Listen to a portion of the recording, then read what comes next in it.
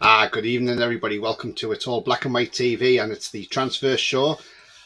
So joining me tonight, I've got Roly, my regular, and I've got Kyle on as well. How are you guys? All right? Oh, I'm buzzing, And buzzing Kyle's and sporting the feeling new weight Champions top as League. well. All good, all good. That weight top looks really good, Kyle. Oh, it looks great on me, doesn't it? Green's my colour, isn't it? Now the top looks good. I mean, look, I'm going to get one, and I want to see it, because I've been told it doesn't look the pictures don't do it justice. You've got to see it in the flesh to say, look, actually, it's absolutely brilliant. You know, what I will say, the pictures. I will say this though, I would get a size up. So you've got to, my advice with Castor is get a size up. Like I'm usually a large. I should have got an extra large, but this was a gift. So it's just a little bit tight, but yeah, I'm not even going to wash it. I'm just going to hand wash it because I don't want to risk it getting any smaller. So but I always seem to get the away ones. I don't know what it is. Just every season lately, I've been getting the away strips, but I like them. Yeah.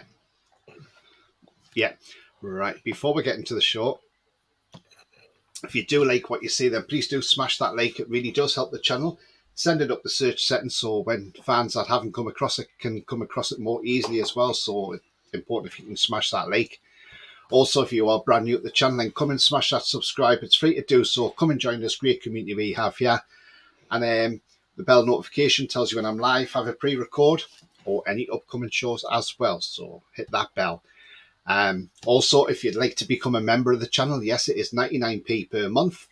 And just click the join button to become a member of the channel. And we will be entered into monthly prize draws. We're hoping to do one this month, depending on how many members we have at the time. Also, you can do the donation through the super chat. So if you click the $sign, you can do it that way as well.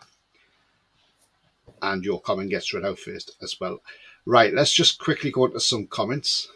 And Andrew was straight in. He says, see you there. Yeah, we're here now, Andrew. Bia says, evening, Tony and Roly. Good evening, Bia. Evening, Bia.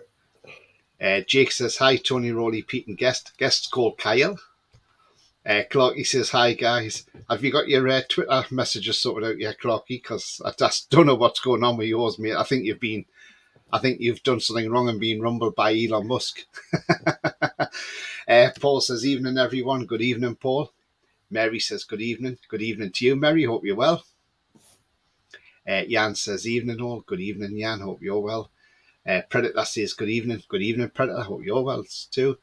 Holly says, what do you think of our new fantastic signing, Tonali? Yes, Holly, absolutely fantastic. We're going to get into him in just one moment. But yeah, absolutely fantastic. Coffee says, hi, Tony, Roly, Kyle and all. Good evening to you, Coffee. Hope you're well. Clarky says, yes, the green top looks even better in real life.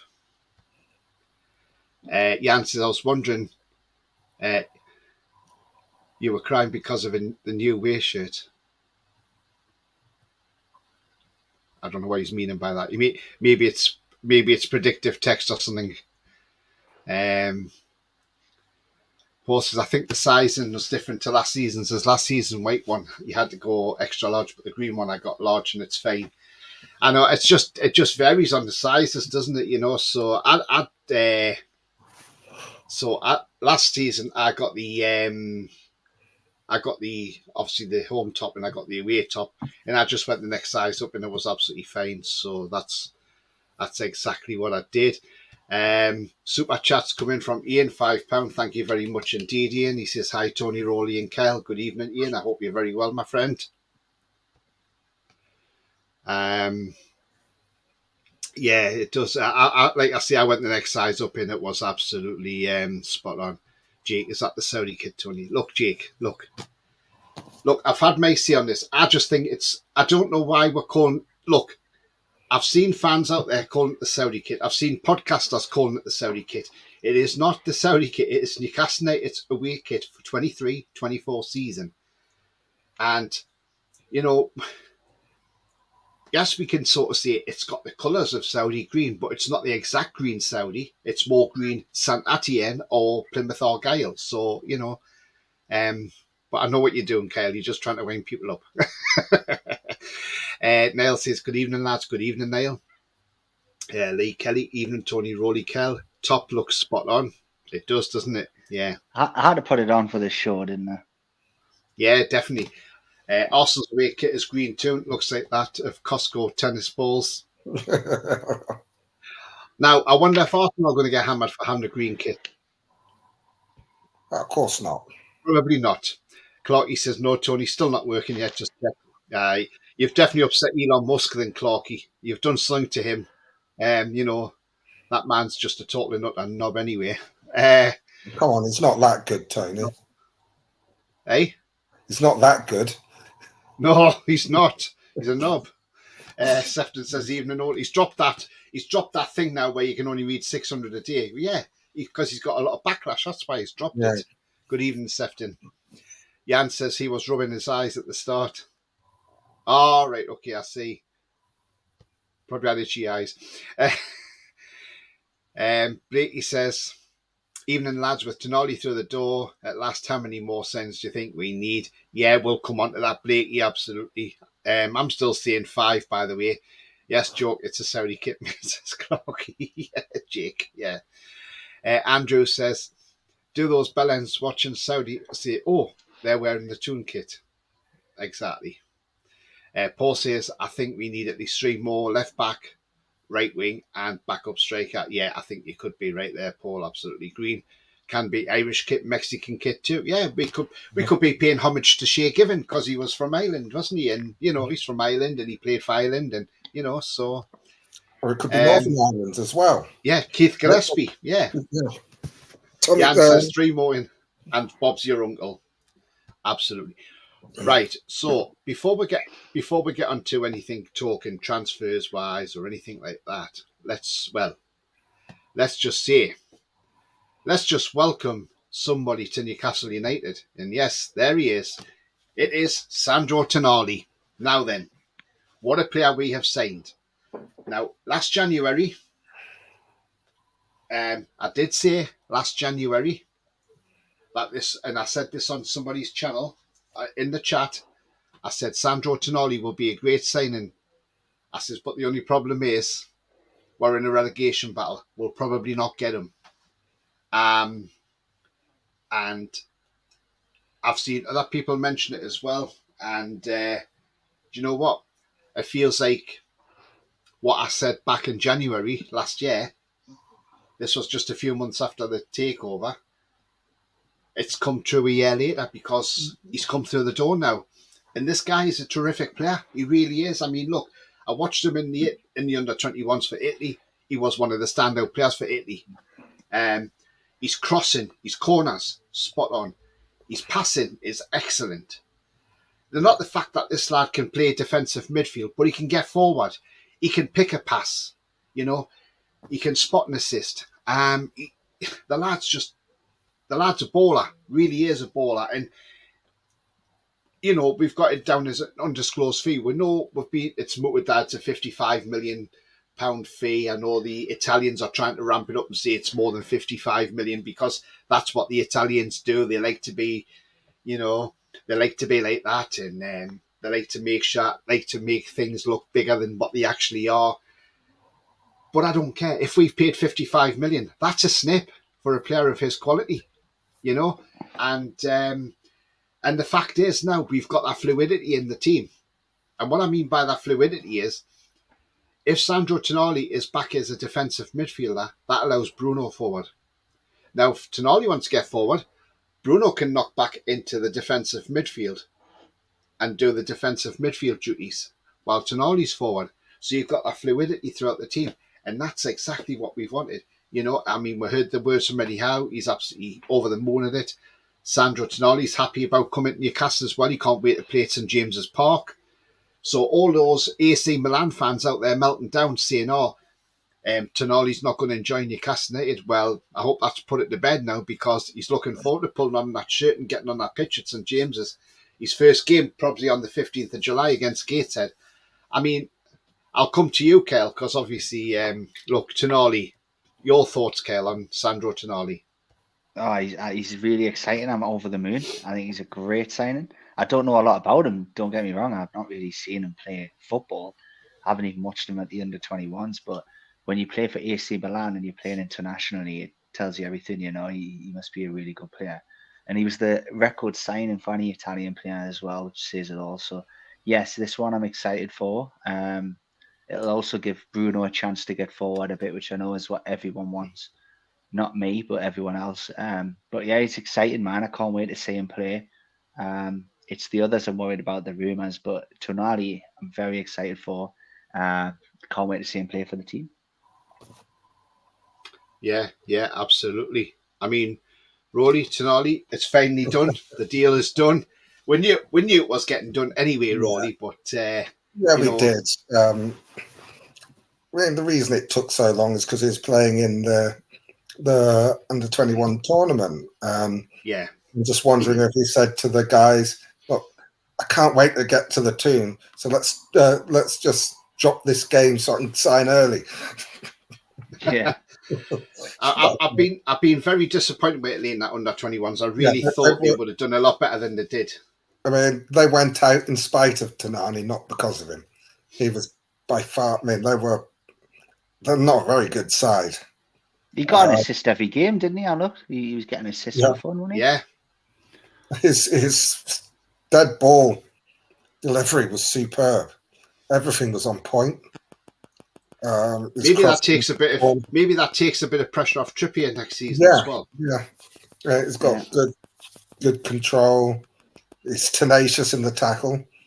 The one way to sort of sum him up, he's a bit like Sean Longstaff on mega steroids. Yeah, he's got the engine, but he's also got the technical ability as well. But not like I say, he's got more technical ability than Sean has, but he's got the same engine. So, I'm calling him the Geordie Pirlo, me. The Geordie Pirlo. yeah, exactly. Just to Sefton, just become a member of the channel. Thank you very much indeed, Sefton. Much appreciated, my friend. Thank you. But yeah, I mean, look, it is a cracking signing, and it's a statement. It is, and I've seen some opposition fans actually be quite nice about it and said, "Look, Newcastle are going to be cooking next season in midfield because there's a lot of teams out there are going to be terrified of Newcastle's midfield next season." I mean, it just makes it funny. Whereas when Maddison signed for Spurs and Szoboszlai signed for Liverpool, some mag put out a tweet saying, "Oh, look at Newcastle's insane midfield with Maddison, Bruno, and Maddison, Barella, and Szoboszlai." And I'm thinking, well, look at our midfield with Joelinton, Bruno, and Tonali. That's an insane midfield. Yeah, and I'm so happy Madison's went out and decided to Tottenham. I'm over the moon. I'm really happy. I'm sick of hearing about him. I think he's overrated, and good luck to him. I don't know why on earth you would pick Spurs, but we mustn't have been in for it because you do not pick Spurs over a Champions League team, and especially the richest team in the world with the project that we've got and the players we've got. You just don't. So yeah, we mustn't have been in for it. Must have all been rumours, and I'm just glad it's all done. I read an article, I think it was in The Athletic, and it gave a little bit of an insight into how the transfer team work on deciding whether to go for a player. They asked themselves 4 questions. 1, will he improve the squad or the first team? 2, has he got the right temperament? 3, does his wages / transfer fee fit into our plan? And 4, does he want to come to the club? Maddison's wage demands took him out of the equation, and Szoboszlai wanted to go to Liverpool. Yeah, I think it might have been different if we were able to negotiate if the the release clause hadn't been activated.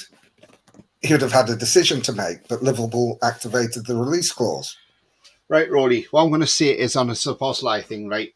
We're going to and this is from Fabrizio Romano, by the way, and this is per what Fabrizio said.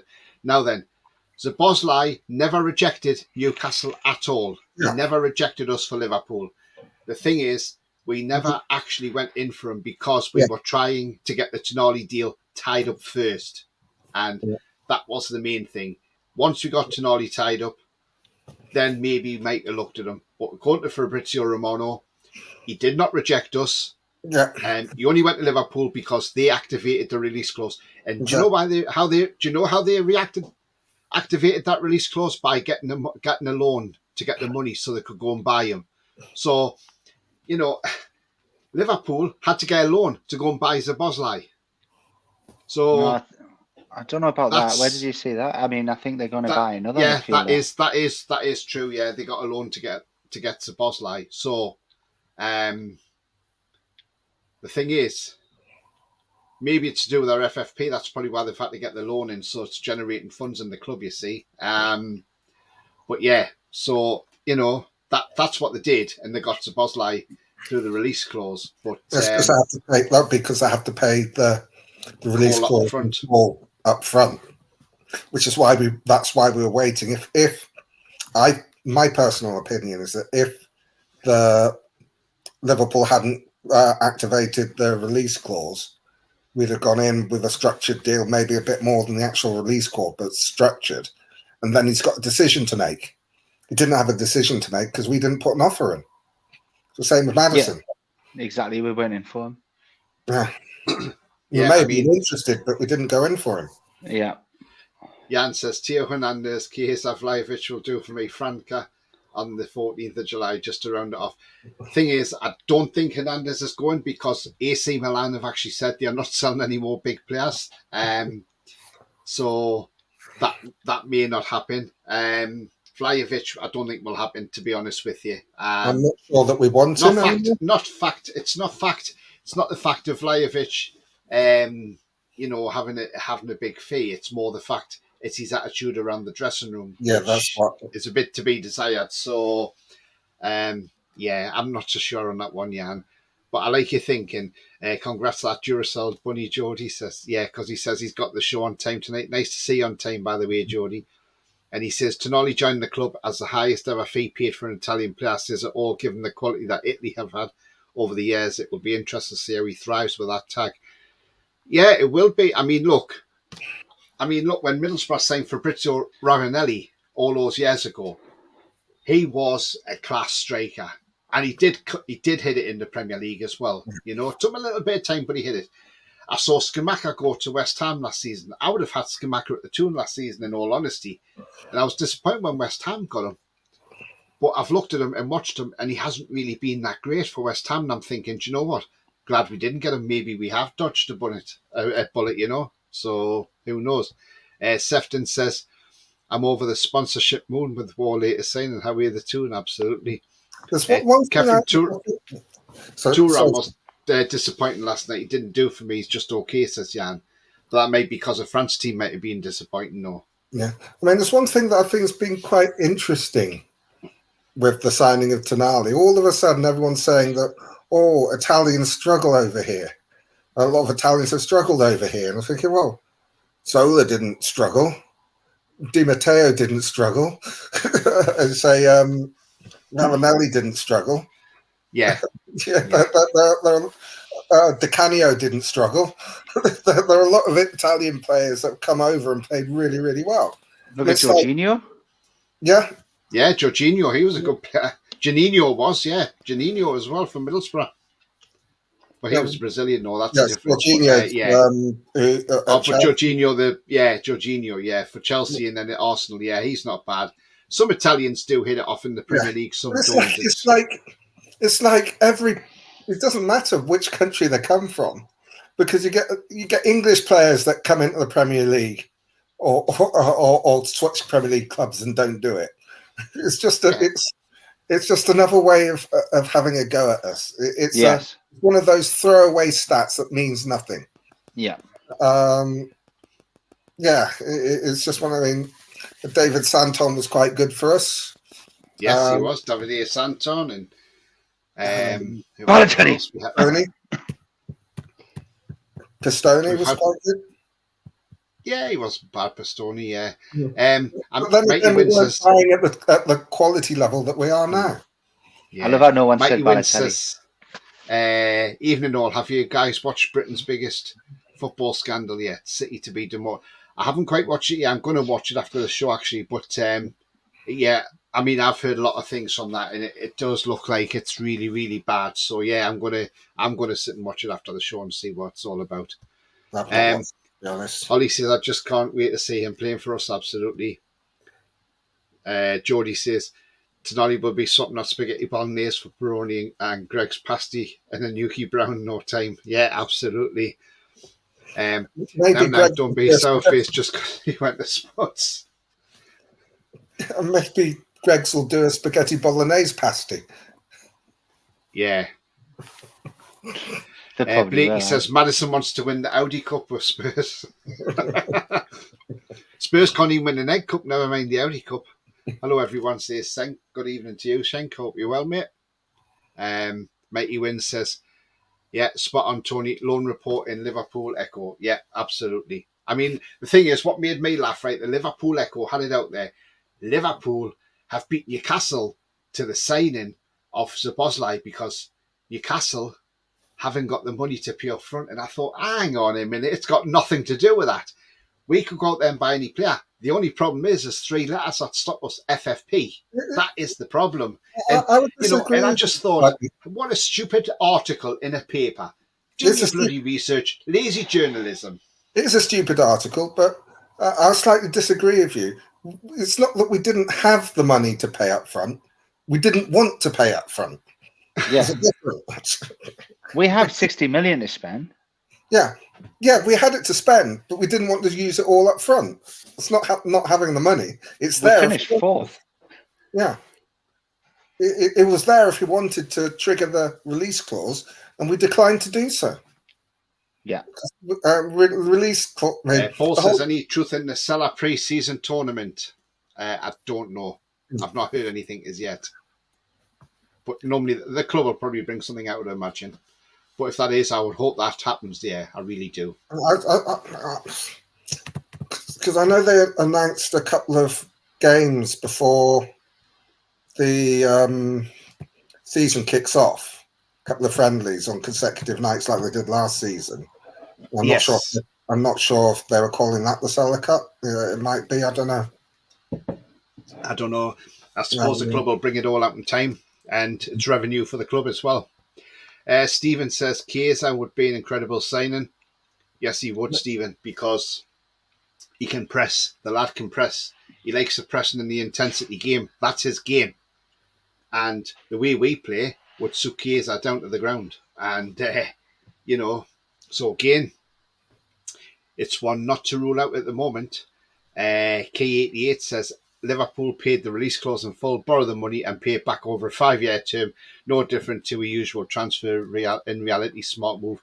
Yeah, absolutely. I mean, we still got that overdraft facility as well that we can dip into. So, we didn't want to do it. I mean, and we know that's how transfers are done, but it's a case of it's how it affects your FFP by paying it all in one go. You're paying the loan off in 5 years, but you still got that FFP hit in the one go. That's Mikey Wynn says he's got a question. How many Italians have won the Premier League? The answer will surprise you. Now, I think it's one. Jorginho's definitely won it, hasn't he? I think Violi didn't win it, did he? Because Violi left Chelsea before they won the Premier. Balotelli win it? Yeah, Balotelli won it. Yes. Yeah, Jorginho would have won it at Chelsea, wouldn't he? So did he? No, I don't think he did. I don't know. I'm not sure. I think the answer is one, and I think it's Balotelli. Yeah, I tend to agree with Kyle there. It could be, yeah. I was thinking, had Jorginho not won the title with Chelsea? I'm sure he has, but I might be wrong. It depends when he came. I mean, Chelsea haven't won the title for a few years now, so it depends when he joined Chelsea. They won't be winning for another few years either. Paul says, on the 7th of July to start the new financial fair play for the next 3 years, so we might spend big after the 7th. That's a good point, Yeah. Yeah, because the new figures, isn't it? And it's the start of the new 3-year period, so yeah. It may well do. Yeah, that's a good point. But the only thing with the FFP is that obviously we've now lost a year where we hardly spent anything in the calculation, so it does get a little bit, because we spent quite a bit last season. Yeah, and the spending now, it's that's why they're being careful, because after next season we won't have any we'll only have 1 year's worth of accounts where we've hardly spent anything to keep us within the financial fair play. So that's why they're being careful, not paying release clauses and doing smart deals. Because oh my God, Blakey, is this not the type of joke you have at 11 o'clock at night when you've had a good drink in there? Or do we call it a dad joke? Anyway, Blakey says, I made a car out of spaghetti. You should have seen my wife's face when I drove past her. Oh, God, Blakey, honestly. That's terrible. Andrew says Mancini. Yeah, he's an Italian. And he won it with City, didn't he, with Balotelli? So there's 2 Italians. Because I don't think he said players. I think he just said Italians. You'd say Italians, yeah. So, yeah. So 2, yeah. Yeah. You can hit that bell button to receive notifications for upcoming shows and help the channel. It's only 99 a month. Thank you very much indeed, Sefton. Yeah, if you're enjoying what you see, please do smash that like. It does help the channel, and it means other people who haven't checked it out can find it at the top of the search settings as well. And if you're new at the channel, then please smash that subscribe. Lawrence says he was on loan with us. Yeah. Paul says he was only on loan for half the season, but would still have a medal. Zola, I don't think he did. I don't think Zola won the Premier League either. I think he was just retired before Mourinho came in, wasn't he? I don't think he did either. Blakey. Tanji says, you're allowed to go up to £35 million debt per year. So after the July the 7th, the new financial year, we could have some funds to use. Yeah, that's a good point, Tanji. Blakey says, sorry, I know it was bad. We forgive you, Blakey. We forgive you. Yeah, Ranieri won it with Leicester. Ah, good point. There we go. Yes, there's another Italian. There's 3. The Tinker Man. Will be 3 Italians when Tonali wins it with us, says Paul. £105 million over a 3-year period. Yeah. Foxy says, Cudicini and Tybee won the Prem, but they never got appearances for a medal. Yeah, that's a good point, Foxy, as well, yeah. Tybee, he was a terrible goalkeeper, wasn't he? Oh, he was dreadful, wasn't he? Matey wins, there's only one player, though, Balotelli. There you go, you got it right, guys. Klopp due to save big on scouting by buying everyone Newcastle gets linked with, confirmed. Jake says, Gino De Campo. Jesus, Jake. Kate says, hi, Tony, Roly, and the other person, Kyle. How's it going from Kate and Jonathan? Yeah, absolutely fine, Kate and Jonathan. Absolutely fine. Yeah. I hope you are bearing up after last week. Conte with Chelsea, says Blakey. Yes. But I think he was on about players, though. But I can see where you're coming from. Of course he was. He's an Italian, isn't he? But yeah. Where do you think we'll finish next season? I think 3rd, says Holly. Ooh, that's a good one. Tell you what, Holly, 10th. I'm going to keep that for 10th. I'll keep that for the end of the show. We'll come back to that one at the end of the show. Gianluca Vialli at Chelsea was another. Alan Sheeranelli, says Andrew. Ancelotti. Chelsea, yes. Holly says, oh yeah, we saw that question. It must have just popped up again. Clark, you reckon 6? Paul says, I'll take the top 6. Yeah, absolutely. I mean, right, let's go on to some bits of transfer news and things like that, and we'll have a talk about certain transfers and get your thoughts as well.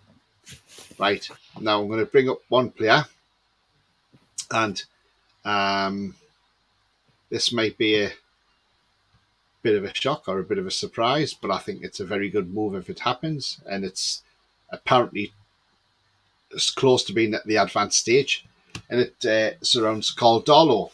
So Caldolo is now subject of a £5 million move to Bournemouth, which will see him stay in the Premier League and still be a Premier League goalkeeper. Blackburn, Middlesbrough and Hull City in the Championship also want Caldolo. But Bournemouth are selling Mark Travers. I don't know where Mark Travers is going to, but wherever he's going to,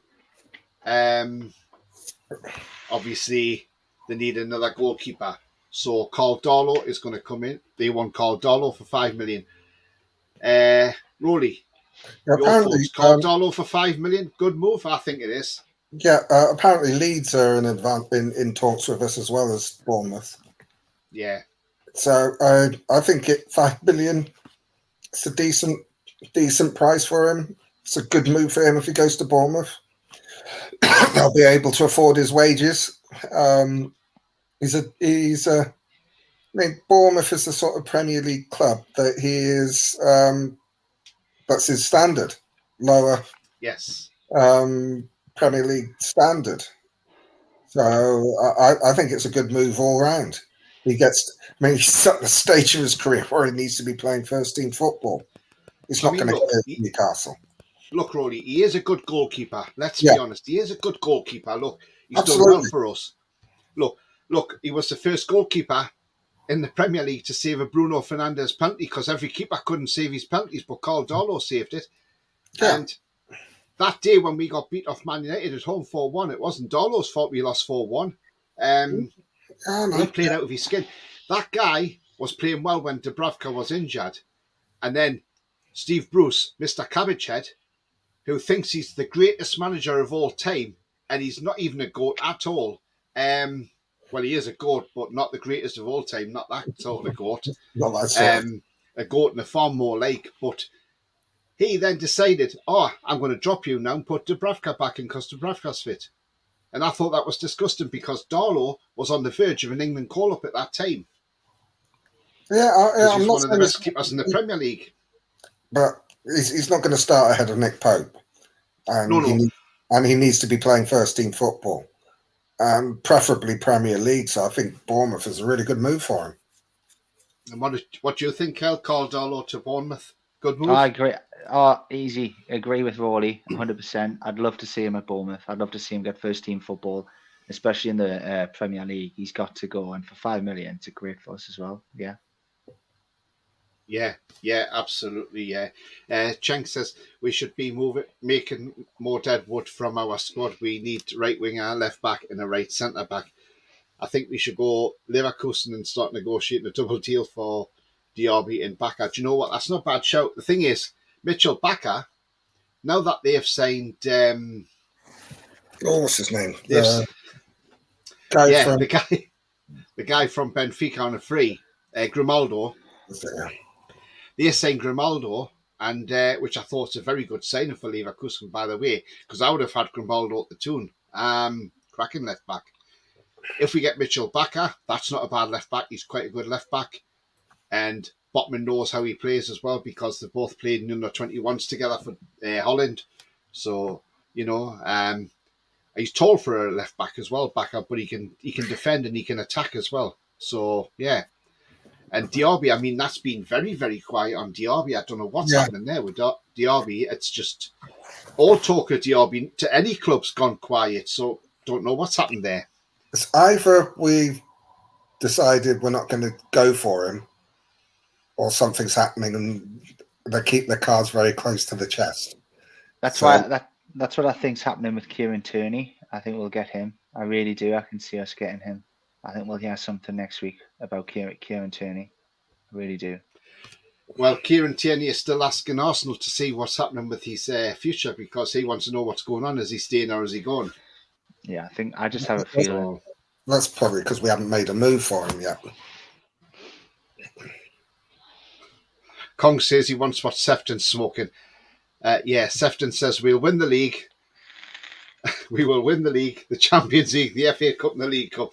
Yeah. What are you smoking, Sefton? Yeah. I don't smoke those, Sefton, but I'll have whatever you're drinking, by the way. My thoughts. Google reckons. Paul says I could see Dubs playing in the Saudi League. Do you know what? I could. Talking to the Saudi League, Steven Gerrard's gone over there to become a manager now in the Saudi League. So there we go. Fact, wasn't Carlo Cudicini still at Chelsea as backup goalkeeper when Mourinho won it 2 times? Mario Balotelli was the only Italian player to ever win the Premier League. Yes, he was. Yeah, because Cudicini could have actually played for England as well. Yeah, I'm sure it's only one player. Jody says, I don't think Meslier is rated highly enough at Leeds and wouldn't be surprised if they try and move him on and bring Darlow in as his replacement then, given the quality Darlow has in the EFL. Yeah, absolutely, Jody. There is talk in France that Meslier is wanted over in France. He was in the under-21s as well. Blakey says apparently Bernardo Silva's been offered 800 grand a week to go to Saudi. I wouldn't blame him if he went. Yeah, I wouldn't either. It's crazy money, that, isn't it? Absolutely. Darlow is a class shot stopper. Not great off his line or command in his box. Yeah, Paul, exactly. He's a great shot stopper. And I think Bournemouth are getting a great keeper anyway. So grateful for Darlow's contribution when Elliott and Dubravka have had injuries in the Premier League and when we got promoted. Time for him to move on, but wonder if he gets game time at Bournemouth over Neto. That's the thing, yeah, definitely. Yeah. I mean, Neto's been quality every time he plays against us. Neto, he has a blinder. Sefton says we need to start offloading players. Yeah. Gary says the way things are going, we might need a keeper next season. Yeah, exactly, Gary. I like you. Yeah, definitely. You're absolutely spot on there. The way we're playing it, the attacking moves and things like that. Paul says, no news is good news when it's not rumoured in the papers every week. That is as good as we signed someone out of the blue. Yeah, absolutely. Tanji says, I can't help but feel like a centre-back is top priority. Anything happens to Shaw or Botman, we are screwed with at least a 46 to 60 games this season. Well, I mean, look, Lascelles has been heavily linked. Lascelles is heavily linked with Luton Town and West Ham United. Big Dan so if Lascelles goes, we need another centre-back to cover from Lascelles. And I think we'll do that. I think there'll be a centre-back comes in. The club will be doing moves behind the scenes that nobody knows about. Let's be honest, that's what they will be doing. But yeah. They don't give anything away. And when things are put out in the press, they use that as cover for what they're actually really doing. I think that there was actual interest in Barella, but they'd never thought there'd be any chance of getting him, but they thought they'd test the water. I think they thought the same with Tonali. When they tested the water, they found that there was a deal to be done, so they did it quickly.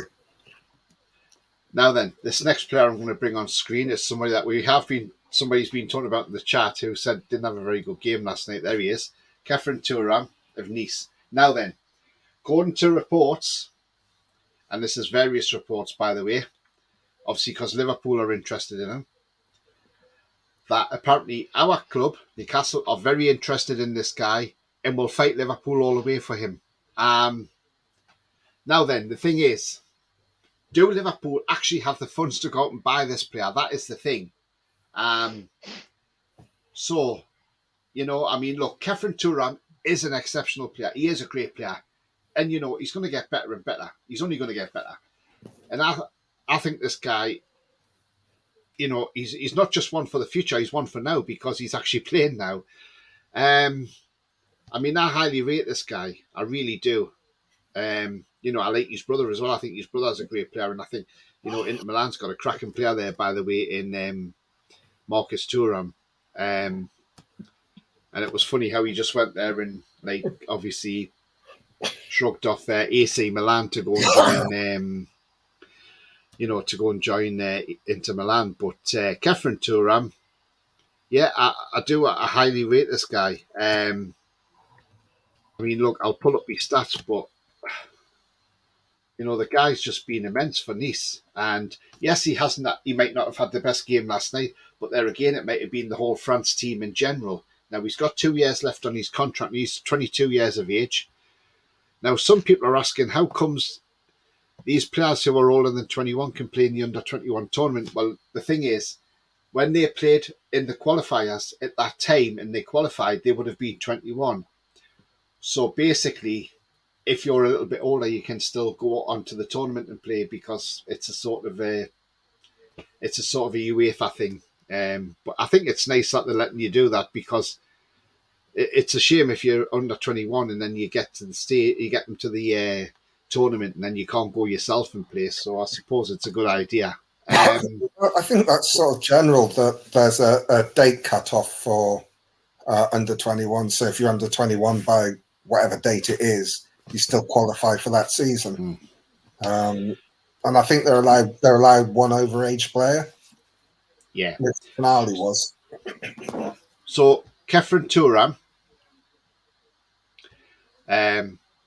last season played 30 out of 35 games. So he started 30 games and played 35 in total. Team of the week twice, got 2 goals and 4 assists. Bearing in mind, he plays defensive midfield and midfield centre.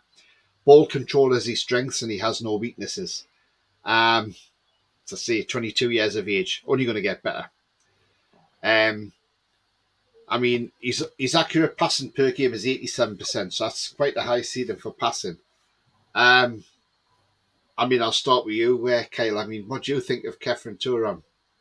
I don't know anything about him, mate. I'll be completely honest with you. Them stats aren't really fantastic, and that's in the French league.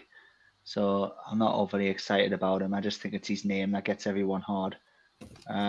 But let's hope that people know a lot more than I do, and he's a good player and we'll get him. I don't know how much he's going for, but I don't know anything about him. 60 million. Yes. For 2 goals a season in the French league. I know he's a CDM and 4 assists, but come on. No, it's a no from me. No. The lad's got quality though. Nah. I'd rather buy someone who's Premier League proven, right? With 2 goals and 4 assists in the Premiership for 60 million. If he was 30 million, I'd say, okay, let's do it. He could be a bowler. But for 60 million, for someone at the French league with 2 goals a season, it doesn't really do anything for me. What about you, Roly? That's fair. That's fair enough.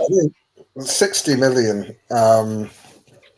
That's being touted. Whether it's true or not, again, we do not know. I mean, the way I look at it is that if we only paid 55 for Tonali, we're not going to pay 60 for Kefren Turam. I don't care how good he is.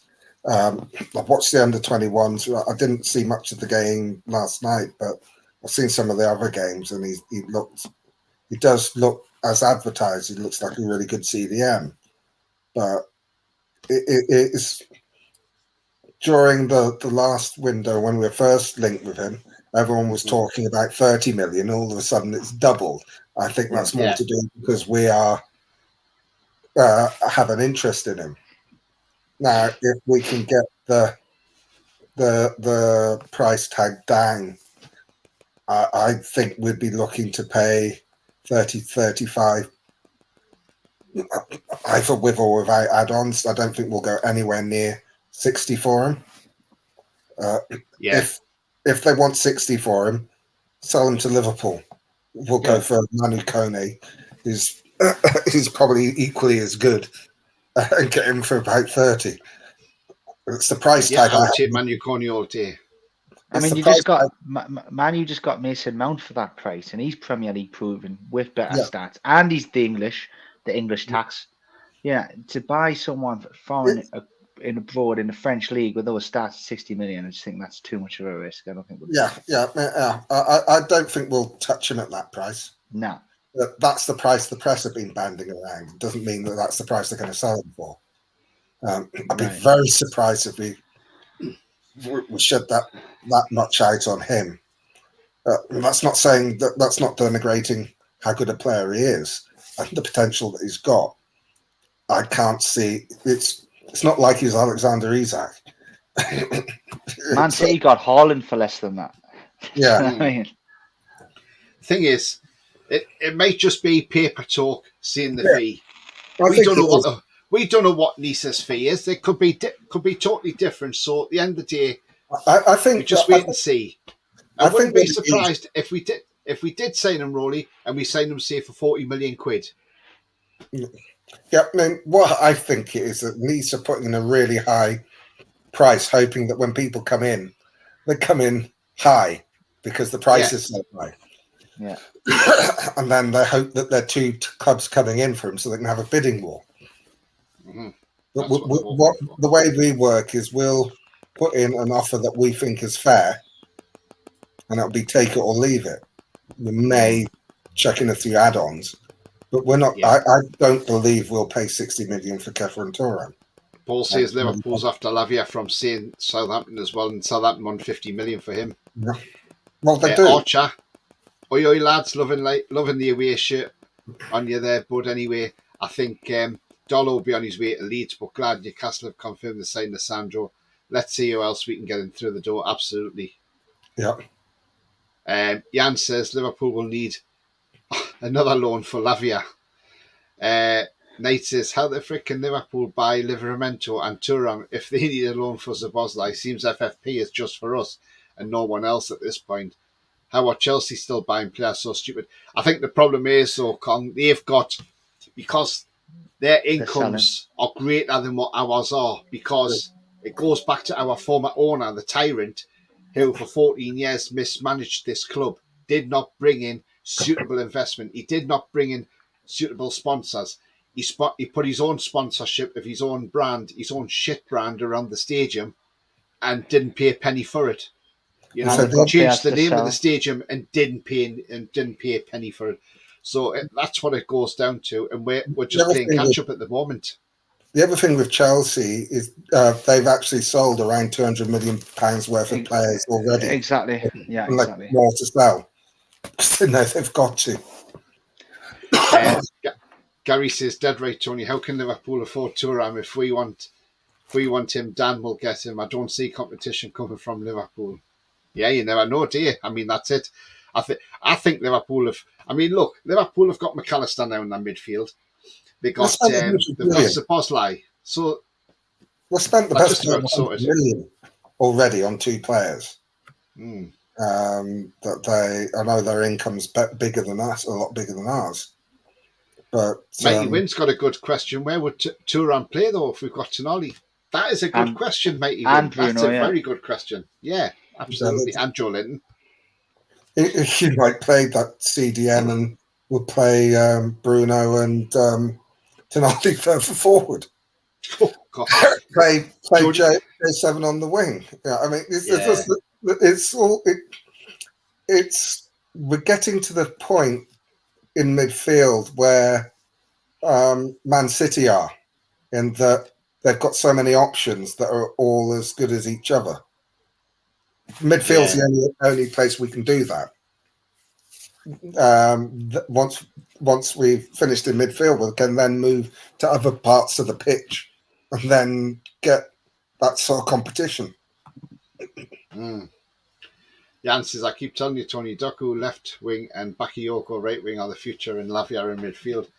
Yeah, if you can get them, that's the thing, though. It's prices, isn't it?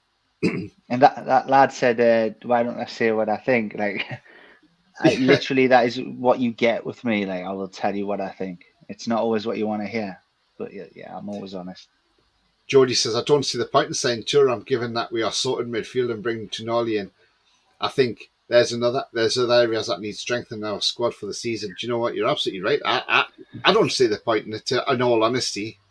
Seng says, if Thuram comes in, can he cut from our midfield like Bruno, Big Joe, Tonali? I think no, we need to strengthen on other areas. Exactly.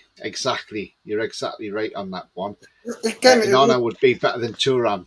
It all depends on how Eddie wants to play next season. We played 4-4-3 last season. Does he want to change it? Yeah. We go to 4-4-2 or no? That's why we didn't get Madison, because we're never going to play a cam. I can't say it. I don't think he'll change formation at all. After last season, no chance. Well, yeah, I'm just saying. I'm not saying that he's going to do that. Yeah. But maybe against City. But we've got more games to play.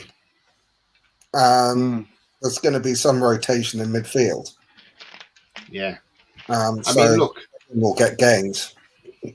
I mean, look, if we're going to, the way I look at it, I would rather say no to Turam, and my reason being is because we were linked to this player. If anybody didn't see last night's transfer show, which I did bring up, now I'll bring his picture up now. Foxy's in the chat, so Foxy might tell us more about this guy as well.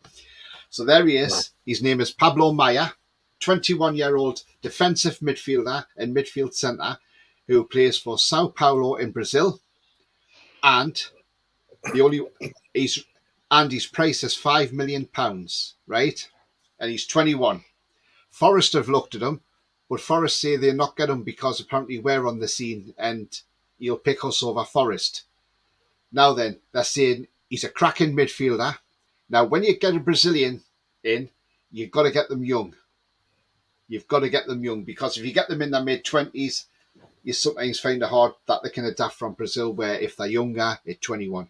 Now then, if that's the case, now what they're saying is it's not the fact that he's going to come in and start playing first-team football straight away, but he'll come in and help boost up the youth team, the youth academy and things like that, the younger players. Do you know what? I'm all for something like this. If he's going for $5 million and he's somebody for the future, and the thing is, look at what Brighton's done. Look at the players they've brought in. Caicedo, they got him for £4 million from Ecuador. Nobody heard of him. Now he's worth 80 million quid plus. You know, they signed McAllister. Nobody had heard of him until he come in. They signed Enciso, who is a terrific player, Paraguayan. Another one who's going to be going for big money. So if we are looking at someone like this for £5 million quid, then I say, yeah, I'm all for that because he's not going to demand a lot in wages. You know, the £5 million fee is going to be nothing. And if he did come over and he didn't adapt and he didn't do well, you could probably flog him for double what you've paid for him and you're not losing nothing. It's low risk. What's your thoughts, Roly? I personally think we've got a number of different transfer kitties. I think we've got one for the first team squad. I think we've got another one for the youth development, and then obviously one for the lasses. I'm not sure how the youngsters figure into financial fair play, but again, it's low cost and potentially high reward. I mean, it's the sort of thing that we could do what we've done with Minter, bring him in and send him out on loan. If he's the sort of player that I wouldn't be looking to bring into the first team picture, but for the youth setup, I'm all for it. And at that price, we paid that for Minter, and if he's as good as people are making out, Dan Ashworth would know. Yeah, exactly. The thing is, Roly, another thing they're trying to do as well, and obviously I want Kale's thoughts on this guy as well before, but what I'm just going to say to you is, the reason we're wanting to bring Livramento in is apparently we want to send Ashby out on loan next season so he can get some first team action. Are you surprised at that, Roly? Because I am. I missed some of that, so I was reading the comment. I missed what Archer's comment was. Yeah.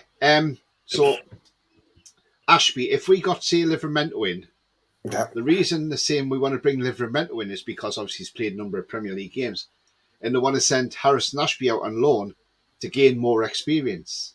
Yeah. Do you think that's right, or would you keep Harrison Ashby around the squad next season because, you know, you could play him in cup games? I think that they want him to get more experience than just cup games, because you don't know how many cup games you're going to have.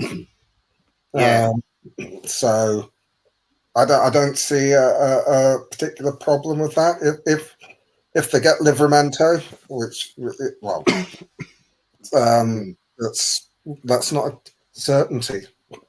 No, because we we may be walking away from the Livramento deal because Southampton want over 30 million and we're not prepared to pay them that much. So we might say, stuff you, Southampton.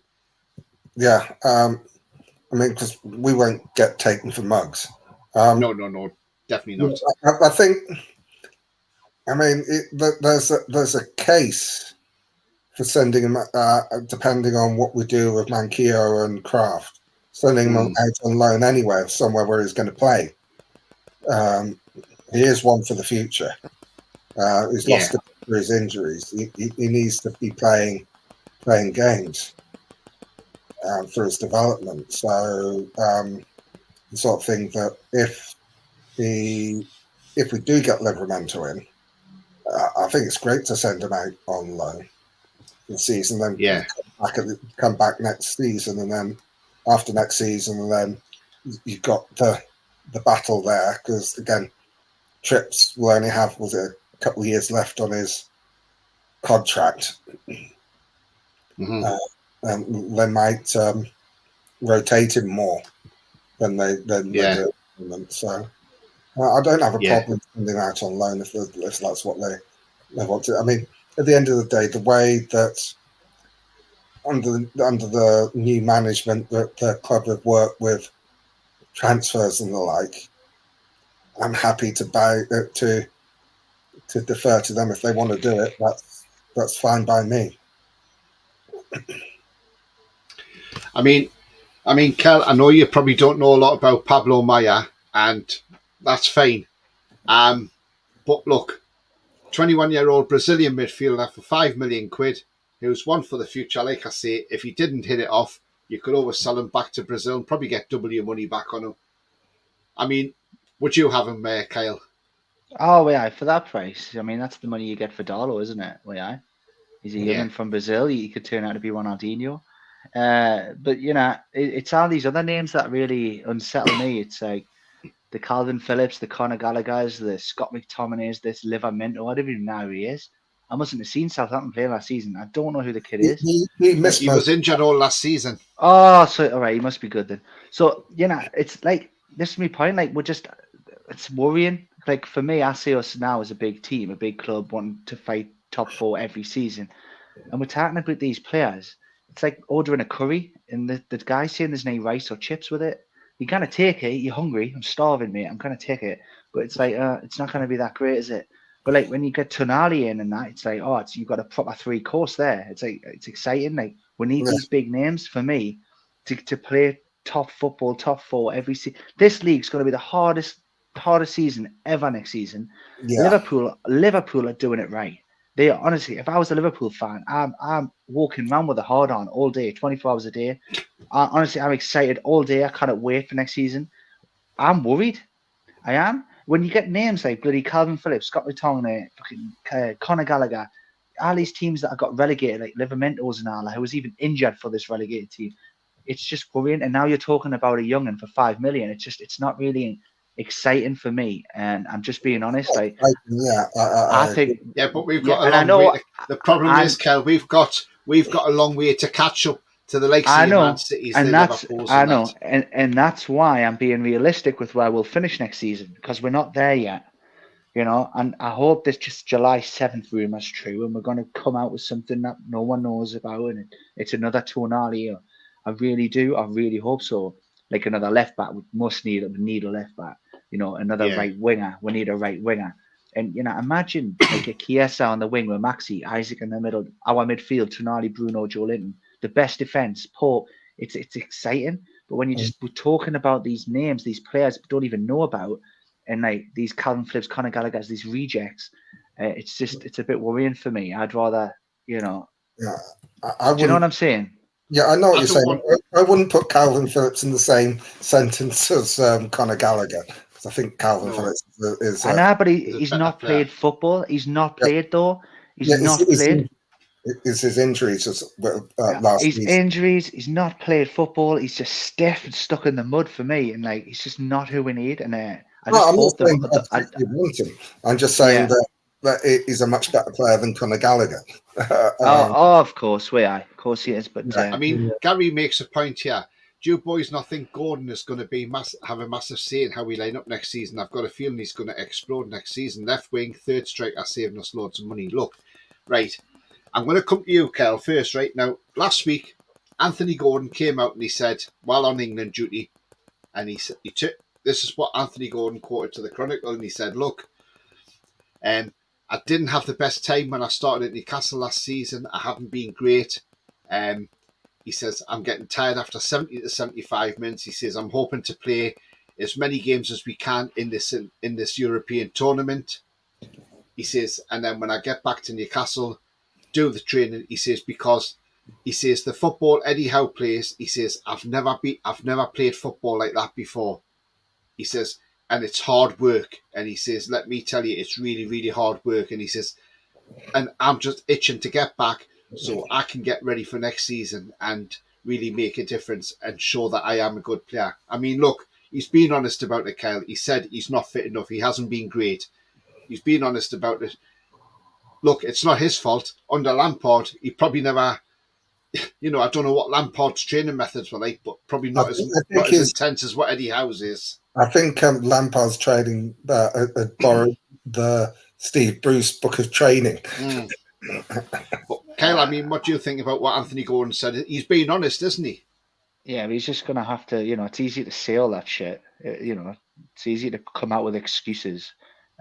Prove it. It's up to him to show us that, what he's saying is true. And, he's got 2 goals in the Euros for England. He's done well. Yeah. And they played him as a striker as well. Yeah, I can see. I mean, I haven't been watching it, but I've seen his goals and that, and he's doing really well. I hope he does. He's one of my own, and I really hope he does well. I hope he plays the best football of his life. But I'm not. It sounds so negative on the show, but you brought up Anthony Gordon. I'm yet to see it, but in time will tell. Prove it, mate. Show us that I've said all along to everybody out there who's had doubts about Anthony Gordon, I said, look, come on, let him have his pre-season first.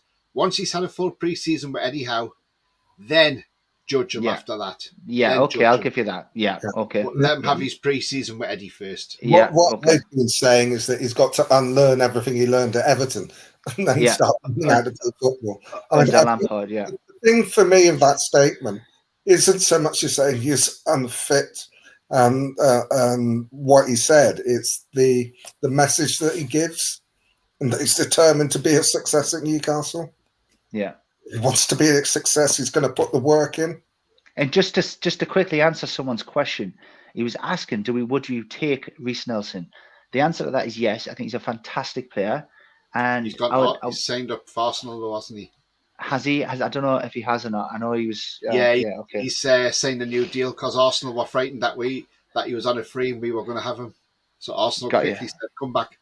Yeah, but why would he re-sign for Arsenal? He's not going to get a game, mate. Let's be honest. When's he going to get a game for them lot? It's not going to happen. He's highly rated, though. Well, we'll see. Archer said, "I would not pay 30 million for Livramento. I would go either for Kel Walker-Peters or Denzel Dumfries from Inter." Yeah, Kel Walker-Peters, the only problem is he gets injured quite a bit, but Denzel Dumfries is quality. He absolutely is. Yeah, I like him as well, yeah. Paul says, Kel is right. We're not shopping at Sports Direct now. unless you're happy with 8th and 9th place, because we're not there yet. Don't be thinking we're going to be this big club now in top 4 every year, which is where we should be, by the way, after last season with the team we had. It's one or the other. You're either going to be happy with all these average players and make excuses up for only having them, and okay, you've got to be happy with 8th or 7th and try and get 7th. Can't expect Roly's to be top admirers 4. in the chat. Granny, fear thee, not Roly, I have arrived. Granny. I mean, Lavia got a crush on Roly. Lavia is a player we should have been going for. And now he's another CDM. He's fucking fantastic. He's Premier League proven and he's worth 50 million. That's what I'm saying going back before with 2-man. Liverpool are doing everything right. They know what they need to do if they're going to challenge City. And if anyone's going to challenge City next season, it's them. It's not Arsenal. It's Liverpool. Their team next season is looking very good. They're doing it right. Mm-hmm. I mean, Blakey says, give it 2 or 3 years. We will buy whoever we want, but we aren't at that point yet. Yes, it's frustrating. But Ashley proper effed us over by the new owners. Inherited one hell of a mess. Yes, they did, absolutely. Yeah, Penfold as well. He was just as bad. Sefton says top 5. Right, Foxy. Now, Foxy said, I'd have a few players ahead of Pablo Maya. Okay. But he's been impressive at Sao Paulo. Great passing. Has a nasty streak to his game with duels. Should have got sent off at the weekend. Good long range shots. There we go from Foxy. So, Foxy saying he's not a bad player. There is other ones out there, he says, in Brazil who are probably better.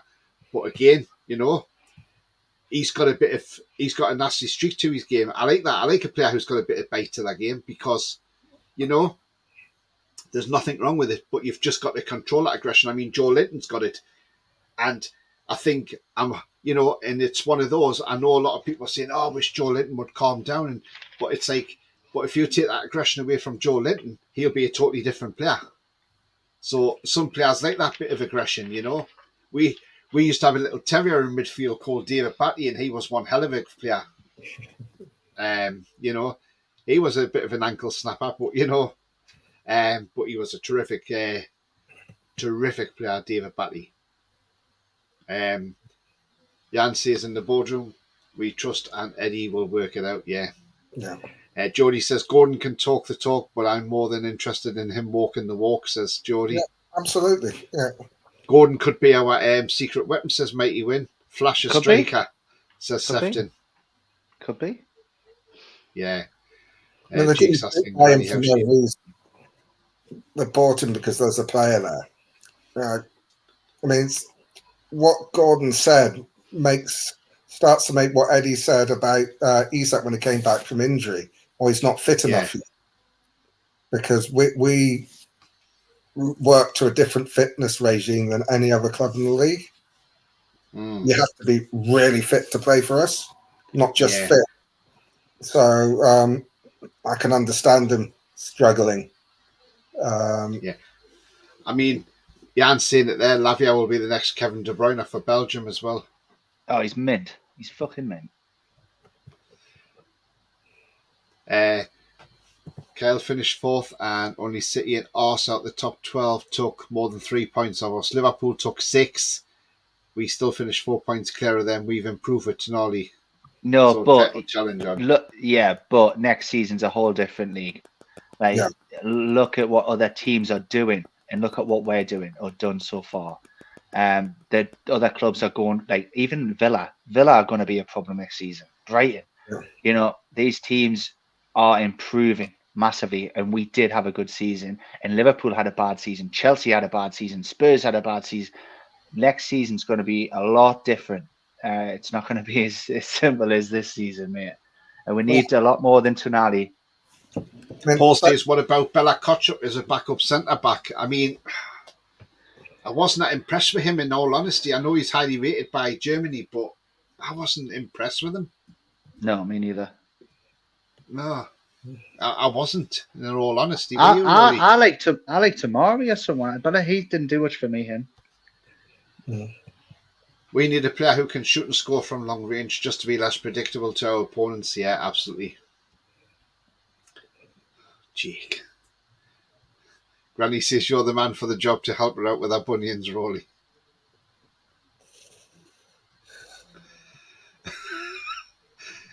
Even a no one. Jake's put you forward for it, Roly. Blakey says hopefully Tonali, when he has the chance to shoot, he won't be like Longstaff. More like, not like Willock, more like. Yeah. I mean, Willock's missed a few this season. That he should have scored against Tottenham as well. He should have beat them 7-1.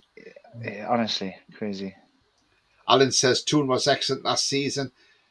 We've added Tonali. Window only just opened, plenty of time. Absolutely, Alan. We've got till September. So, that's what I'm saying to people. At the end of the day, I see it on Twitter and it makes me angry and I feel like commenting. But then if you do comment, you'll get somebody who will have a go at you and who will snap at you and you think, do you know what, I can't be bothered with it, But the thing is, so you see a lot of it, we're not making signs, we're not doing this, we're not doing that. And I'm like, for God's sake, look, the window is open till the 1st of September. There is a long way to go. Have patience, chill, relax. That's all you've got to do. The signings will come.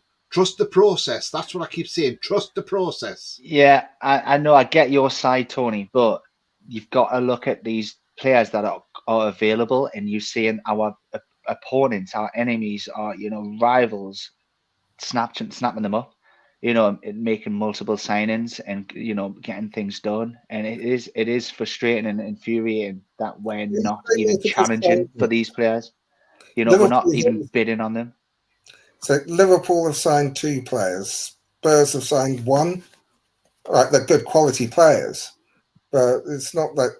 But we don't. First and foremost, we don't know who's on our list because they don't let that out.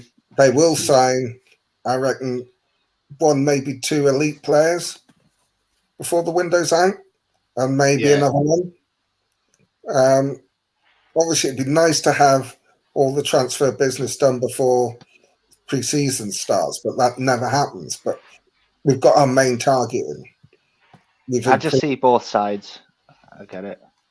I mean, it's going to be a tougher season next season, which is why it's great we made Champions League this season. But as you said, Villa are going to be stronger. City will strengthen. Man United will strengthen. Liverpool will strengthen. Arsenal have strengthened.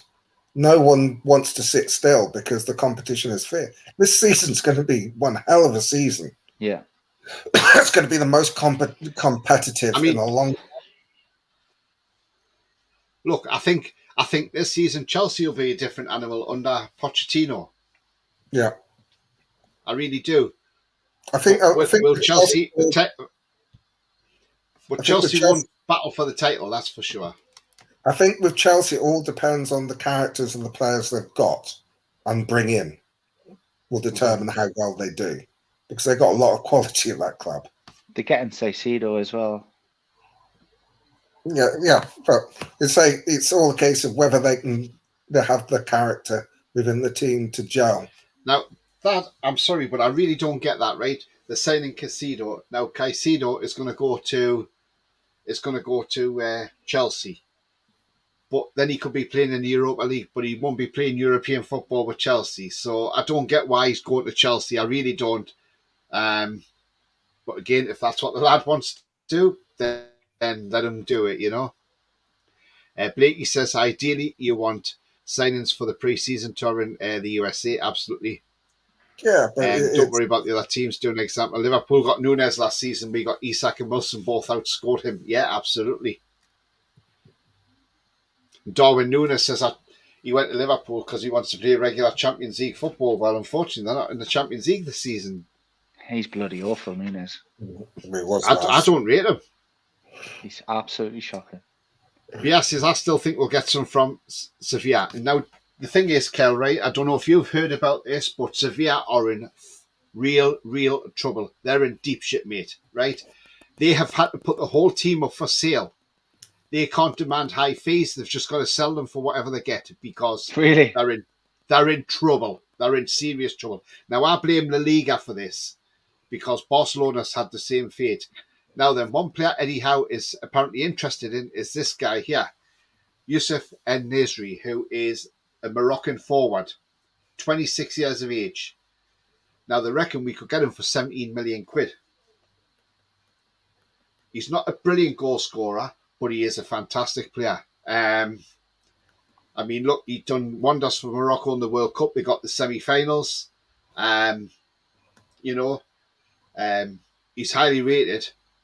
I know he's 26, but for 17 million quid for somebody who should be worth around the 40 million pound mark is a bargain. I mean, look, there's bargains to be had now from Sevilla, and they've just won the Europa League, remember, as well. So, I mean, what's your thoughts, Kel?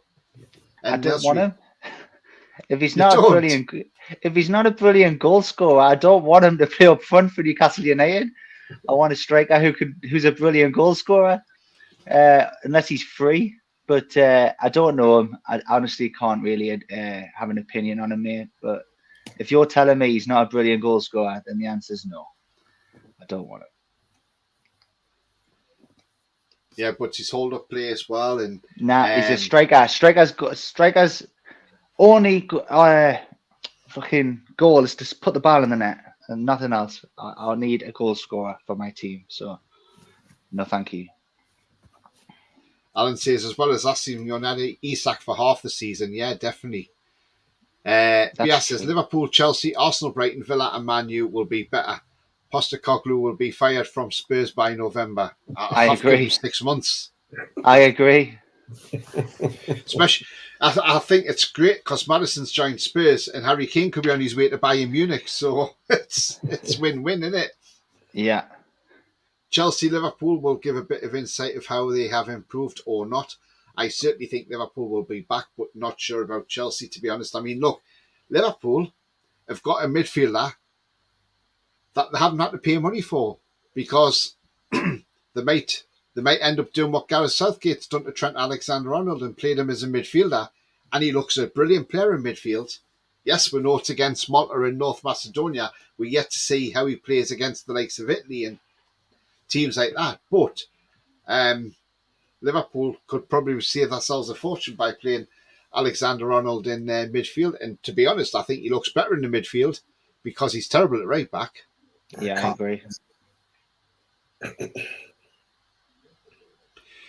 Mikey Wynn says, get your money on Betfair at 18-1, then when we drop to 6 or 8-1, cash out for Leos. Okay. Archer says, players would take, I would take his Denzel Dumfries, Harvey Barnes, Ramos from Benfica, Cornet. My number one centre-back would be Koulibaly. He is young, and Ferland Mendy and Lavia or Romero. Well, Koulibaly's gone to Saudi. Unless it's a different kind of, unless there's another Koulibaly, which is a centre half I don't know about. He mentions one player there that we were interested in a while ago, and he is a good goal scorer, and it's someone I'd love to have, and that's that Ramos from Benfica. Yes. He'll cost too much. He's too much, so 80 million. 80, is he? Yeah. We were talking about Osimhen not long ago. Yeah, we were, and he's well over 100 million. It's too expensive too, but yeah, Ramos would be good.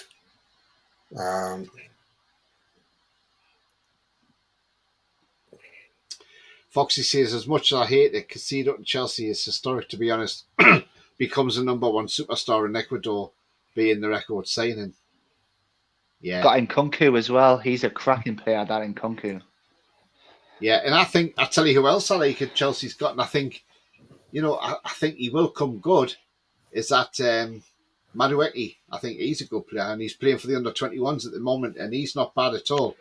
Yeah, I mean, I've watched the under-21s, and he seems to have tunnel vision, doesn't know where anyone else is. He's got the skill. He's still quite rough around the edges. He's a bit like the season just gone. The season before that, Maxi get the ball and just run, wouldn't give it to anybody else, irrespective of where they are. His decision making is not great. Yeah, and he's a bit too selfish where it comes to the attacking portion of the field. I'm not saying he's not a good player, but there's still a lot to learn. He's young, obviously under 21s, and he could develop to be into a really good international striker. At the moment, he's too rough around the edges. Ben says, hi Tony, how are you? I'm absolutely fine, mate. Thank you very much. He says, it's congratulations on signing Tonali. Absolutely, mate, definitely. Blakey says, Isak didn't have an outstanding goal scoring record, but he hasn't turned out too bad. No, absolutely not. I think Isak's record before he came to us was of the young strikers in Europe was only second to Haaland before he came to us. And considering he was injured for large portions of the season, his strike rate was second to Haaland in the Premier League last season. Thank you. Jan says, watch the under-21s last night, France against Ukraine. France had the top-class players. Ukraine had just very good players. but they wanted it more. Got my drift, and but we want those type of players. Who That's won what that he's game? saying. Ukraine won it. 3-1. Get in. Yeah. So Ukraine's at the semi-finals against Spain, and England play Israel. Oh, very nice. Spain will win that competition, I think. It may be funny. Maybe Anthony Gordon come back with the medal around his neck at the training ground, saying, "Look, I've won the Euros." The thing is, you'd say that, but England have actually got quite a good side. Yeah, we're playing really well. Yeah, I mean, I'll tell you what I like, who plays for under 21s in England, that he assisted the goal, man. What's he called? Forest player. Oh, Gibbs White. Gibbs White. He'd be a great sub, him, you know. Isn't he? Oh, I like him. I mean, I questioned it when Forest paid £41 million for him last summer, but you look at it and you think, do you know what?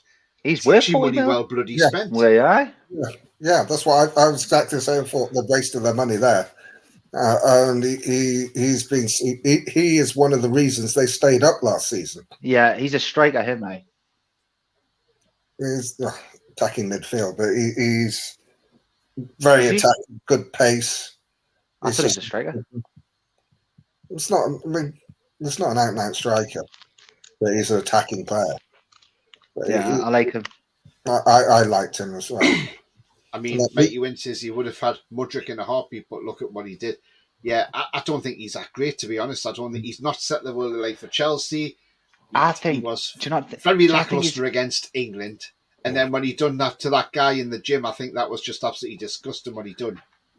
I know, but do you not think he's just like Gordon, mate? Give him time. He's one of them. If you're saying what you're saying about Gordon, if you're saying that about Gordon, you've got to be the same with him, haven't you, surely? He's just Chelsea's paid $100 million for this guy, though. We don't have time because he's not playing for us. If he's playing for us, the Gordon statement applies. But I don't care what he does at Chelsea, as long as he doesn't score against us. Yeah. well, yeah, that's it. Right, Kel, I'm gonna talk about this player for you, right? Because Jan's brought it up, right? And right, his name's Louis Openda, and he plays in France at the moment in Ligue 1. He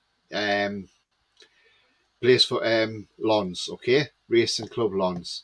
And I'm going to go through his stats, and I want your thoughts, Kyle, on this as well. Once I've gone through his stats, so he's a Belgian international. He's 23 years of age.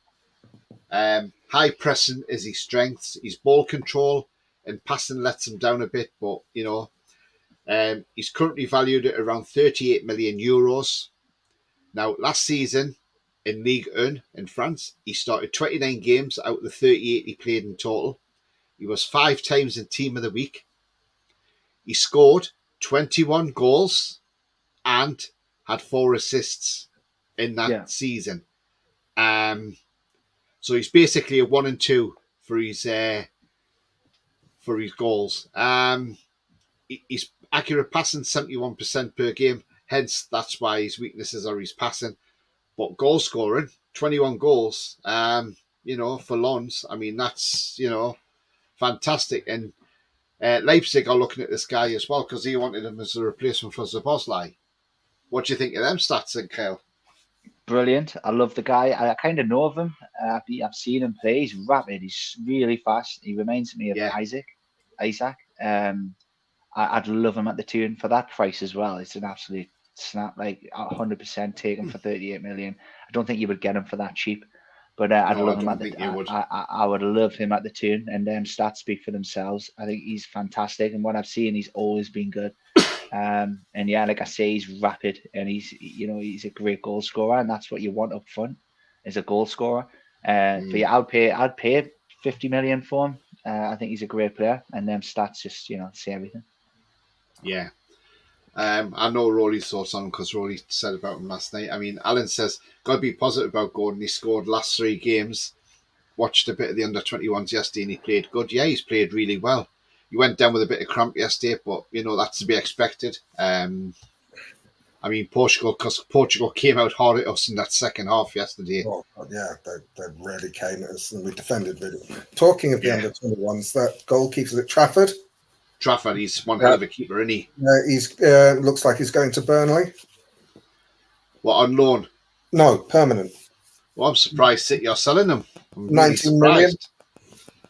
Maybe City are thinking because they've got good goalkeepers that's ahead of them, and they're thinking, but that's a great Pep's just signing.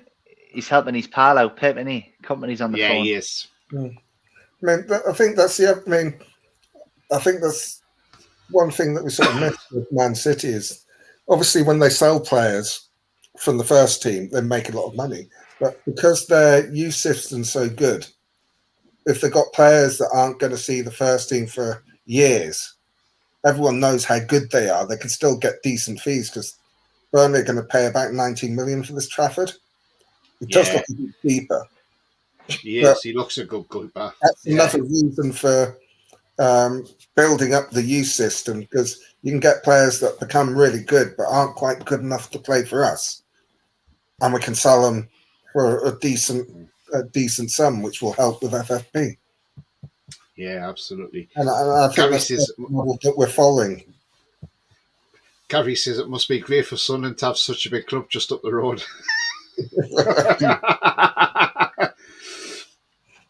Foxy says Chelsea squad is ridiculous, to be honest. More so for the future. Andrea Santos, Angelo, Pez, Badiashile, Enzo, Gusto, Maduetti, Jackson, Chukwuemeka, Moreira, and now possibly Caicedo. Yeah, absolutely.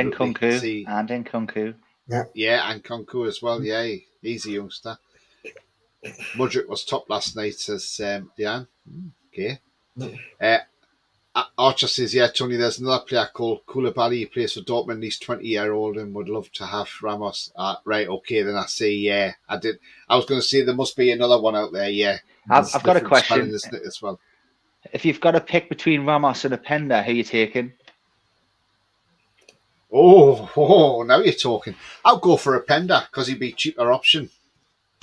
If you have them and the price wasn't an issue, I'd take Ramos. Yeah. It's a hard one, that. It all comes down to finances, doesn't it? Yeah. If we can do the deal. It does. It's all a case of when we can do the deal. Right. Now then, Mighty Win. Now, look, Mighty Win. This is a player I would love at Newcastle. I even said this last year. I would have this player at Newcastle. They got him on a free from PSG, and he's an absolute baller. And we wouldn't even have to make a place for him in the Premier League squad because he's under 21. Right. Now, when I tell you these stats, Kel, you're going to be blown away. Right, he's called Xavi Simons. He's Dutch. He's 20 years of age. His current value is 43 million euros. He plays for Ajax. He plays left wing. He's high pressing as his strengths. He's got no weaknesses. Right. And last season in the Eredivisie, he started 34 out of 34 games he played. He was in Team of the Week 10 times. He scored 19 goals and 8 assists as a left winger. 28% his accurate crosses are, 82% accurate per game passing wise. Now then, Kel, what do you think of Xavi Simons? Would you have him instead of ESM at left wing? Instead of who? Chessa? ESM. Oh, instead of ESM? Oh, you can't do that to me. I love ESM, but I can't do that to you, Kel. I'm going to do that to you. I love Maxi. I can't put anyone before my boy Maxi. I love him. So yeah, the answer is no. I love St. Maximan, man. He's going to come good. I'm telling you now. Kel,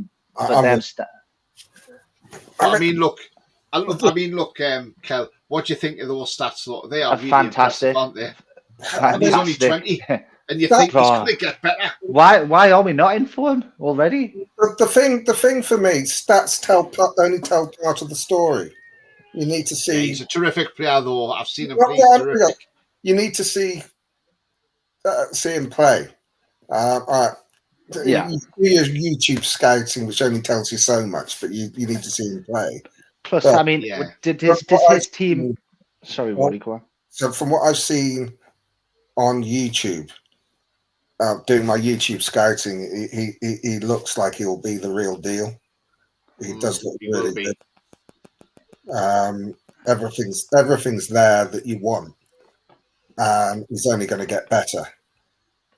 He may take a time to adapt to the Premier League, from the Euro division, but he's got the time because he's young. It's again for someone like that. It's all a case of whether he fits into what Eddie wants to do, which is the most important thing about any of these people we talk about on the transfer show. Does he fit into Eddie's scheme? If he does he meet the criteria? Right price, right mentality. He's will fit in it doesn't cost too much and actually wants to come. Yeah. Can we do the deal if it's yes for all those things? Looking at the stats and looking at what I've seen on YouTube, you think, I want him, but the most important thing is he going to work in the system that Eddie wants to play? I just can't. He likes a pressing game, so he fits straight in there, Roly. The pressing game, he fits in for. But I can't understand why PSG have allowed him to leave on a free transfer last season. They must be absolute nuts over there. You know, Christophe Gaultier, who took over, he's not there now as manager, and least said about him the sooner of what he said about the Nice players. But the thing is, right, why did they get rid of him, let him go on a free? They are balmy because this guy is really good. And I mean, look. Is that a personality thing? No. Just his contract ran out and they just didn't bother renewing it. Yeah, but it could be that he didn't get on with the manager and wouldn't sign a new contract. There are lots of reasons why people go on frees. Now, I'm just saying, I'm asking the question: was it because he fell out with the manager? No, I'm not going to sign up again. I'm going to let my contract run down. Was it that he didn't like the players? He didn't like the system he was playing in? There's so many reasons why someone will let the contract run down. Maybe he thought he's not going to get a chance in the first team. He wants to move. Yeah. So it's not necessarily that PSG were mad to let him go. It's once you get into the last year of your contract, you've got no choice. If a player doesn't want to sign a new contract, they go for free. That's why Kane will leave this season. Yeah, we've got Paolo Galantillo on. He says, "Ole, Tony, Roly, Kel. It's me, Paolo Galantillo from Nottingham, Italy. Good evening to you. So I hope you're well. And what do you think about Tonali coming to Newcastle as a fellow Italian? It'd be interesting to get your thoughts on that. Guys, if you do like what you see, then please do smash that like. And if you are new to the channel, then smash that subscribe as well. That'd be great. Thank you. Tanji says, Simons is 6 years younger than the SM.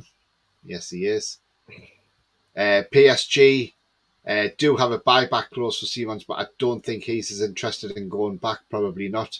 Alan says, good stats, but how strong is the Dutch league? No, that's the other thing you need to bear in consideration. Exactly. I was going to ask, did his team win the league by like 20 points or something? Foxy says, Xavi Simons left Barca and PSG on a free. The Dutch league suits him for now. Less physical, not ready for the Prem though, according to Foxy. I mean, because you look at Diaz at Liverpool. He's a good player, but he's not sort of set the world alight as everyone thought he would. I know he's had injuries last season. He's a good player, but you can't. It's a bigger step from the Eredivisie to the Premier League than it is from Serie A or Liga or the Bundesliga or Spain. But well, we've seen that with Anthony, haven't we, from PSV, from Ajax, who went to Man U for 85 million. He hasn't really set the world alight, has he? It's not a bigger step up as from the Belgium league, but it's a bigger step than the major. Yeah, they're already in that Belgian league. Archer says, for your question, Openda or Ramos, I will go Ramos. If Openda is cheap, I would take him because we need some firepower up front to help Wilson and Isak. I'd love Openda. Yeah, definitely Archer. If Openda's available, I would definitely go for him. Simon says, Van de Beek's another flop. Yeah, he is. How old is Openda? 23. Same age as Isak. Yeah. But the other question I always ask some of the players that have been linked that aren't elite quality are they going to want to come to a club and sit on the bench? Because that's one of the questions we've got to start asking ourselves now, because when we get our full strength starting 11, there are a lot of people that have been linked to us are going to be on the bench. Have we got the This is where Eddie Howe is going to earn his corn. Yeah, it's not so much that. It's do Newcastle United at this point in time have the kudos that we can go and get a top player from the Bundesliga to sit on the bench? Like Manchester City. You never know, Roly. You never know. Yeah, but Manchester City, it's a no-brainer. They come calling the job. We're not there yet. We will be, but we're not there yet. That's why Openda, 23, he's got time, but he's not getting in the starting 11. He's starting where he is now. Would he come? But they will play, Roly. There'll be other games they'll play in. Things like that. I mean, Simon says, look, Van der Beek is another flop. Yes, he is. I mean, look, he didn't want to come to Newcastle because he didn't want to be in a relegation zone or a relegation fight. But he went Everton and they were in a relegation fight. So I'm like, what on earth is all that about? You know, I mean, the guy is just an absolute flop. Andrew says, yeah, Pendas 23, Ramos is 22. Simon says, they don't sit on the bench when fighting in 4 competitions. Rotation is important. He's not going to get the lion's share of the starts. I agree, Simon. Yeah, there's going to be rotation. I'm not denying that, but they're not going to get the lion's share of the starts of the strikers is going to be Isak and Wilson, unless they get injured. Which they will. Says, yeah. Yes, Roll. Kudus would be a great signing.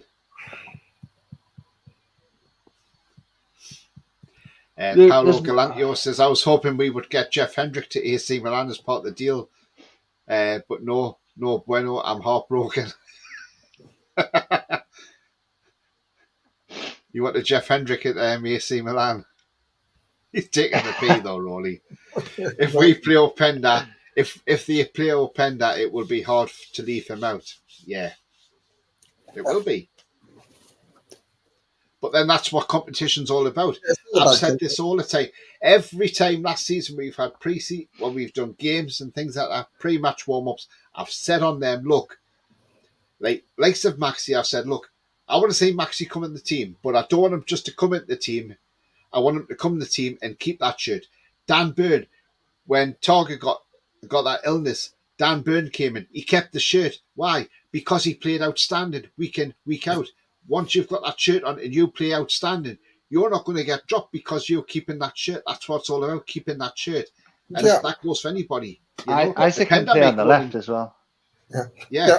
I mean, I think my point is, it's not so much that I don't want competition. I'm just thinking from the player's point of view. Yeah. If he's coming and he thinks, right, okay, I'll go to Newcastle, I'm going to show him, then he ends up that he starts about 12 games and comes on sub a few times, which is the reality of if you're not top quality, elite, that's could quite easily be your see. You look at Maxi, who's played for us when he's been on this season, but when he got injured, he couldn't get back in the team. Like you're coming to a new club and you're starting against someone that's already established in the system. It's difficult to break in unless you're an elite player. It's like Murphy is the perfect example. Look how well Murphy was playing. Mickey couldn't get back in. Yeah. He couldn't drop Murphy. We weren't the same within him. It was crazy. I mean Gary's saying there, Roly, not just to sit on the bench, but to work harder than they ever have for the privilege to do it. Yeah. I'm not. It's all a character issue. Some people want to go to a club and start. Right, Roly, here's your favourite one. Foxy says, they were saying today the Belgian league is now the 5th strongest league in Europe, ahead of the Dutch and the French, which dropped to 7th. Lol. Still. Roly doesn't believe in the Belgian league, do you? No, I don't. Still thinks it's a Mickey Mouse league. It's not a Mickey Mouse league. I don't think it's as. I don't. It depends. How do you stronger than Scotland? It's how do you quantify the strength of the league? Is it the number of teams that can challenge for the title? Yes, that's right. That's exactly it. You've answered your own question there. 100%. Yeah. Blakey says Maxi will be gone if we receive a good offer for him, 35 Can we- to 40 million. Can we time Blakey out for that comment? Can we just time him out?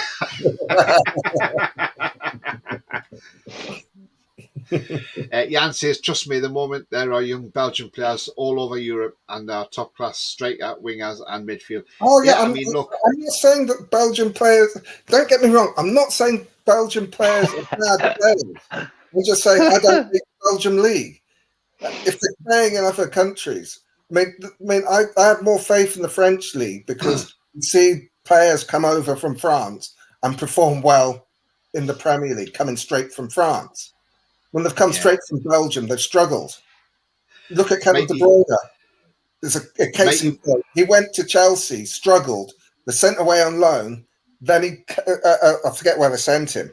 But then when he came back older and more developed from playing in a stronger league than Belgium, he came to England, back to Man City, and developed into the player he is now. You went to Wolfsburg in Germany. Yeah, the Bundesliga. You look at Osimhen. He played, when he came into Europe, played in Belgium. Then he went to France before kicking it up and ripping up trees in Italy. Isn't Dependa Belgian? Sorry? Yes, he is, yeah. I thought he was. It's Mighty Win says, our press requires all 12 players to buy into it. When ESM tries to cover back, he loses his creative threat. Yeah, well, he's going to when he covers back, but he is willing to do that and did do that, particularly towards the end of the season. Obviously. Right. Paolo Galantio says, Belgium is another farmers league. I follow the mighty Genk. There you go. So he's saying it's a farmers league, Roly. Yeah, well. Simon says, would you swap Maxi for Theo Hernandez from AC Milan? Well, they're different positions. Yeah. So it's not a fair comparison. Mighty Win says, I wouldn't sell ESM for less than 40 million. And Clocky says, Belgians should stick to chocolate. Oh, God.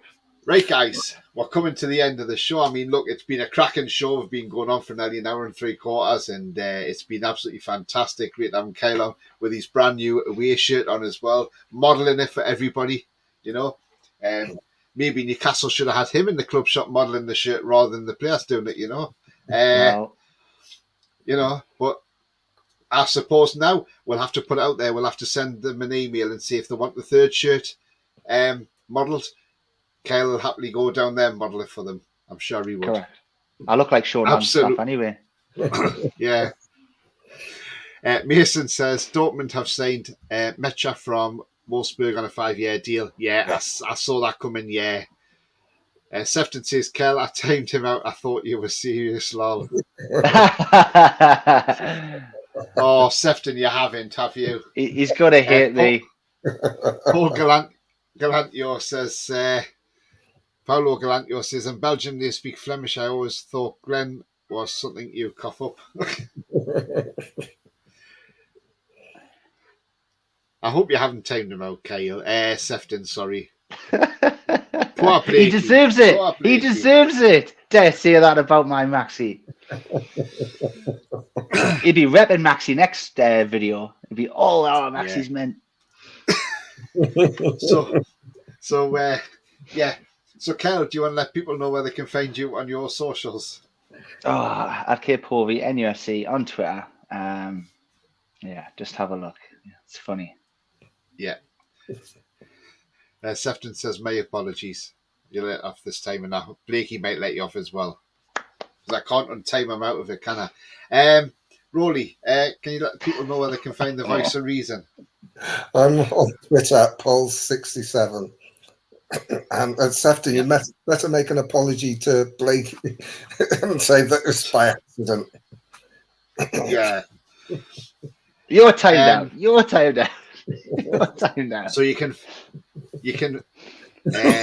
find me on Twitter at TonyTooney31. Give me a follow and I'll follow you back. Also on Twitch, the same handle. On Facebook, it's all Black and White TV. So come on to there and I will let you join in there. And as well. So if you just click the join button, I'll see your request and let you in. If you have enjoyed what you've seen tonight, which I hope you have done, then please do smash that like. It really does help the channel up the search results. So if you haven't smashed that like yet, then please do it. It's free to do so. Also, if you are brand new to the channel, then come and smash the subscribe button. Come and join this great community. That is free to do so also. And also the bell notification lets you know when I'm live, have a pre-record, or any upcoming shows.